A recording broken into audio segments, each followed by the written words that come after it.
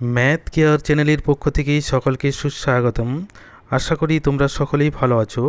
আজকে আরেকটি নতুন ভিডিও নিয়ে এসেছি। ক্লাস 9-এর অধ্যায় 15 ত্রিভুজ ও চতুর্ভুজের পরিসীমা ও ক্ষেত্রফল, এই অধ্যায়ের কোষে দেখি 15.2-এর আজকে 10-এর দাগ থেকে অঙ্কগুলি সুন্দরভাবে সহজ সরল পদ্ধতিতে সমাধান করব।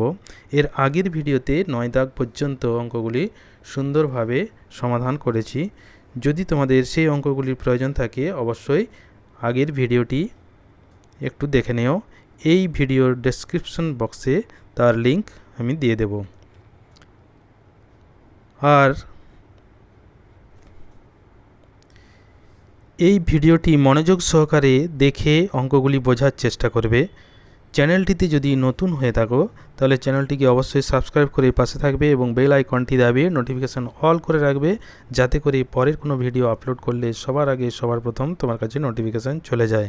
আর যারা আগের থেকেই চ্যানেলটিকে সাবস্ক্রাইব করে রেখেছো তাদেরকে অসংখ্য অসংখ্য ধন্যবাদ। তো চলো শুরু করা যাক আজকের ভিডিও। দেখো 10-এর দাগের অঙ্ক কি আছে। বহরমপুর গ্রামের ত্রিভুজাকৃতি মাঠের 3 দিকের দৈর্ঘ্য যথাক্রমে 26 মিটার, 28 মিটার ও 30 মিটার। তাহলে ত্রিভুজাকৃতি মাঠ, সেই মাঠের দৈর্ঘ্য 26 মিটার, 28 মিটার ও 30 মিটার। তাহলে ত্রিভুজাকৃতি মাঠের 3টি বাহুর দৈর্ঘ্য এই 26 মিটার, 28 মিটার এবং 30 মিটার। এইবার 1-এর দাগের অঙ্ক আছে। প্রতি বর্গমিটারে 5 টাকা হিসাবে ত্রিভুজাকৃতি মাঠে ঘাস লাগাতে মোট কত টাকা খরচ হবে হিসেব করে লিখি। মাঠের ভিতরে ঘাস লাগানো হবে। ঘাস যেই জায়গায় লাগানো হবে ভিতরে, সেটা হচ্ছে মাঠের ক্ষেত্রফল নির্ণয় করতে হবে। তাহলে প্রথমে ওই ত্রিভুজাকৃতি মাঠটির ক্ষেত্রফল আমাকে নির্ণয় করতে হবে। তারপর যে ক্ষেত্রফল হবে প্রতি বর্গমিটারে 5 টাকা হিসাবে মোট খরচটি 5 দিয়ে গুণ করলে পেয়ে যাব। আর একটি অঙ্ক আছে ওই 10-এর দাগেরই 2-এর দাগ। ওই ত্রিভুজাকৃতি মাঠে প্রবেশের গেট তৈরির জন্য 5 মিটার জায়গা ছেড়ে বাকি 4 ধার বেড়া দিয়ে ঘিরতে প্রতি মিটার 18 টাকা হিসাবে মোট কত টাকা খরচ হবে হিসাব করে লিখি। মাঠের চারদিকে বেড়া দিয়ে ঘিরতে হলে ত্রিভুজাকৃতি মাঠটির পরিসীমা দরকার। তাহলে প্রথমে ত্রিভুজাকৃতি মাঠটির পরিসীমা আমরা বের করে নেব। সেখান থেকে 5 মিটার জায়গা ছেড়ে দেবো, অর্থাৎ 5 মিটার বিয়োগ করে দেবো, কারণ সেখানটি বেড়া দেওয়া হবে না। বাকি যে জায়গাটি থাকবে সেই জায়গাটিতে প্রতি মিটার 18 টাকা হিসাবে মোট কত খরচ হবে। তাহলে 18 দিয়ে সেই ক্ষেত্রে পরিসীমাকে গুণ করে দিলে আমরা মোট খরচটি পেয়ে যাব। এবার দেখো অঙ্কটি কিভাবে সুন্দর করে সহজ করে সরল করে হিসাবটি করি। তাহলে ত্রিভুজাকৃতি মাঠটির 3টি ধারের দৈর্ঘ্য যথাক্রমে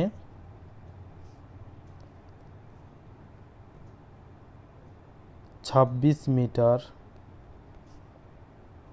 28 মিটার এবং 30 মিটার।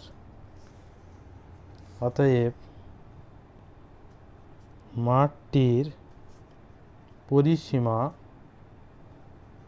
পরিসীমাকে আমরা 2s ধরে নিই। তাহলে 2s সমান হবে 26 যুক্ত 28 যুক্ত 30 মিটার সমান 8 6 14, 3 1 4, 2 6, 2 8 মিটার। অতএব অর্ধ পরিসীমা s সমান 84/2 মিটার সমান 42 মিটার। তাহলে মাঠটির অর্ধ পরিসীমা পেয়ে গেলাম। এবার আমরা জানি যে কোনো ত্রিভুজের ক্ষেত্রফল, সেই সূত্র দিয়ে এই ত্রিভুজাকৃতি মাঠটির ক্ষেত্রফল সহজে নির্ণয় করে নেব। অতএব ত্রিভুজাকৃতি মাঠটির ক্ষেত্রফল সমান ক্ষেত্রফলের সূত্রটি প্রথমে আমি একটু লিখছি, root over S into S minus A into S minus B into S minus C বর্গ একক, যেখানে এস হচ্ছে পরিসীমা, এ বি সি হচ্ছে ত্রিভুজাকৃতি মাঠটির 3টি বাহুর দৈর্ঘ্য। তাহলে এখানে পেয়ে যাব সহজেই, রুট ওভার এস এর মান হচ্ছে 42 মাইনাস এ 26, 42 মাইনাস বি এখানে 28, 42 মাইনাস সি হচ্ছে 30 বর্গ মিটার। এটিকে এবার একটু সরল করব, রুট ওভার 42 থাকলো, 26 6 6 12 হাতে 2 একে 3 4 গুণিত 8 4 12 2 একে 3 4 গুণিত 30 12 বর্গ মিটার সমান হয়ে যাবে। এবার এগুলিকে উৎপাদকে ভাঙতে হবে। এখানে যেহেতু 14 আছে তাহলে এখানে 14 একটা বেরিয়ে আসবে, 42 থেকে আমি লিখে দিই 14 গুণিত 3, 16 থেকে আমি 16কে লিখতে পারি 4 গুণিত 4, তাহলে 4 গুণিত 4 গুণিত 14, 12কে লিখছি 2 গুণিত 2 গুণিত 3 বর্গ মিটার। এইভাবে সরলটি করলে আমার হিসাবটি তাড়াতাড়ি হবে, কারণ 14 গুণিত 14 হলে একটি 14 রুট ওভারের বাইরে আসবে, 3 গুণিত 3 তাহলে একটি 3 বাইরে আসবে, 4 গুণিত 4 এখান থেকে একটি 4 বাইরে আসবে, 2 গুণিত 2 হলে আরেকটি 2 বাইরে আসবে। এটি হচ্ছে ক্ষেত্রফল বর্গমিটার। এবার যদি গুণ করে দিই, 3 14 42, 4 দুগুণে 8, তাহলে 42 গুণিত 8 গুণ করলে 8 দুগুণে 16, 8 4 32 33, 336 বর্গ মিটার। তাহলে ত্রিভুজাকৃতি মাঠটির ক্ষেত্রফল পেয়ে গেলাম 336 বর্গ মিটার। এবার ক্ষেত্রফলটি আমার কি দরকার, কারণ ওখানে বলেছে প্রতি বর্গ মিটারে 5 টাকা হিসেবে ত্রিভুজাকৃতি মাঠে ঘাস লাগাতে মোট কত খরচ হবে। তাহলে ঘাস লাগাতে গেলে 336 বর্গমিটার জায়গায় ঘাস লাগাতে হবে, অতএব প্রতি বর্গমিটারে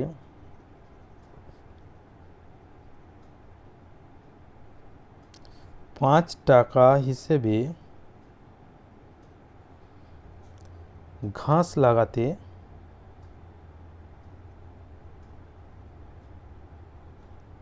মোট খরচ হবে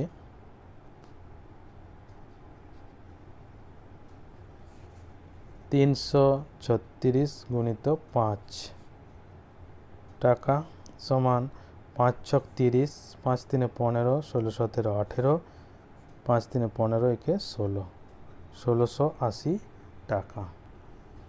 এটি হচ্ছে 10-এর দাগের 1-এর অঙ্কটির উত্তর আমরা পেলাম। এবার 2-এর দাগে বলেছে ওই ত্রিভুজাকৃতি মাঠে প্রবেশের গেট তৈরির জন্য 5 মিটার জায়গা ছেড়ে বাকি 4 ধার বেড়া দিয়ে ঘিরতে প্রতি মিটার 18 টাকা হিসেবে মোট কত খরচ হবে। তাহলে বেড়া দিতে হলে পরিসীমার দরকার, পরিসীমা কিন্তু এখানে আমি আগেই বের করেছিলাম, পরিসীমা ছিল 84 মিটার, এই যে এখানে বের করেছি পরিসীমা 84 মিটার। তাহলে পরিসীমা 84 মিটার, সেখান থেকে 5 মিটার জায়গা ছেড়ে বাকি জায়গাটির পরিসীমা বের করব। তাহলে গেট তৈরির জন্য 5 মিটার জায়গা ছেড়ে বাকি জায়গার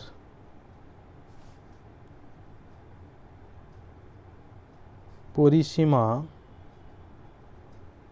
সমান 84 মাইনাস 5 মিটার সমান 5 9 14 7 79 মিটার।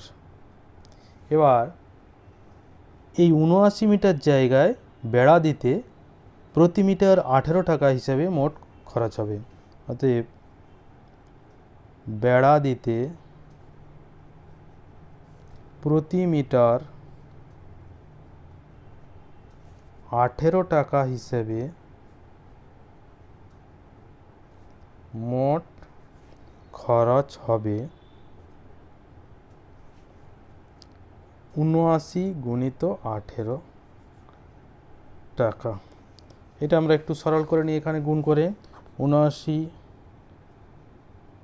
18 8 9 72, হাতে 7, 8 7 56, সাথে 6 7 13 63 গুণিত 7 9 2 9 3 12 7 6 13 1 14 1422। তাহলে মোট খরচ হবে 1422 টাকা। তাহলে বেড়া দিতে কত টাকা খরচ হবে? 1422 টাকা। খুব সহজেই হিসেবটি হয়ে গেল। এরপরে দেখো 11 দাগের অঙ্ক। 11 দাগের অঙ্কটি আছে, শাকিল একটি সমবাহু ত্রিভুজ PQR এঁকেছে। আমি ওই সমবাহু ত্রিভুজের অন্তঃস্থ কোনো বিন্দু থেকে ত্রিভুজের বাহুগুলির উপর 3টি লম্ব অঙ্কন করেছি, যাদের দৈর্ঘ্য যথাক্রমে 10 সেমি, 12 সেমি ও 8 সেমি। হিসাব করে PQR ত্রিভুজটির ক্ষেত্রফল লিখি। এখানে একটি সমবাহু ত্রিভুজ PQR এঁকেছে।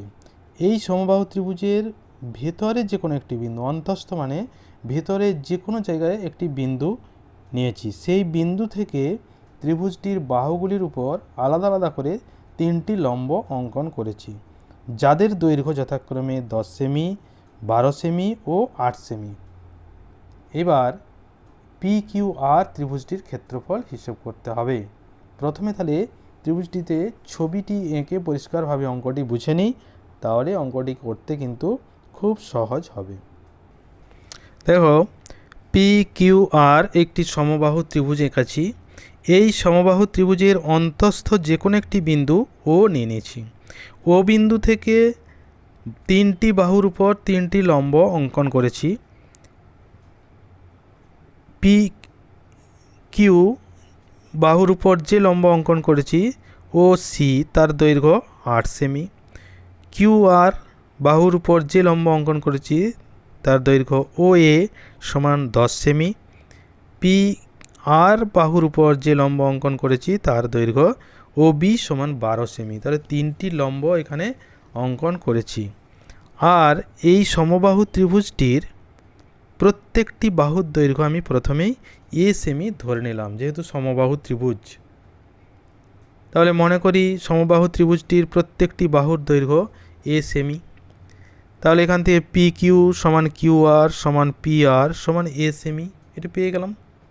এবার ত্রিভুজ PQR এর ক্ষেত্রফল নির্ণয় করতে হবে। PQR, এই যে এখানে ও বিন্দু থেকে লম্ব আঁকার পর OP, OQ, OR এই 3টি আমি যোগ করে দিলাম, 3টি সরলরেখা যোগ করার পরে POQ একটি ত্রিভুজ পেয়েছি, QOR আরেকটি ত্রিভুজ পেয়েছি, POR আরও একটি ত্রিভুজ পেয়েছি। এই 3টি ত্রিভুজের ক্ষেত্রফল যোগ করলে PQR ত্রিভুজের ক্ষেত্রফলটি আমরা পেয়ে যাব।